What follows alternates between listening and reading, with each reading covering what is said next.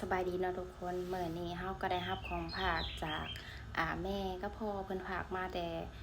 ฝั่งลาวเนาะทุกคนมาให้ลูกให้ทุกคนก็ถึงจะแบบว่าบ่หลวงบ่หลายก็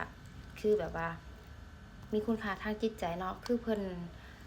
อยากให้ลูกได้กินแม่ทุกคนฝากมาไปหา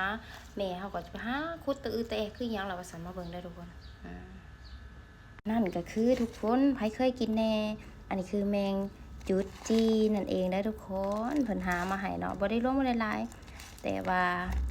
เฮาก็คือของที่เฮามักเพิ่นก็จื้อได้เนาะเพิ่นไปหามาให้ทุกคนเลยนี่ก็แน่เนาะเฮาจะมาใส่แกงหน่อไม้ทุกคนมื้อนี้ก็ได้แล้วก็เฮ็ดเนาะเฮ็ดปวกก็จะบ่หลายทุกคนเลยแล้วก็ผักขะยาเนาะทุกคนผู้ใดเคยกินแน่นี่เนาะแซ่บเลยเดี๋ยวเฮาจะไปยองใบยะนางกันเลยทุกคนนี่เนาะของแซ่บจะเป็นคนหนึ่งที่เธอหันมาแล้วเจอจะอยู่เสมอไม่ว่าเธออยู่ตรงไหนไม่ว่าพรุ่งนี้อันนี้ก็คือเฮาแกงแล้วนะทุกคนใส่ทั้งแมงจุดจีแล้วก็แมงขนอนจะมีเห็ดปวกแล้วก็เห็ดบดนำนะทุกคนแล้วก็แมงจักจั่นใส่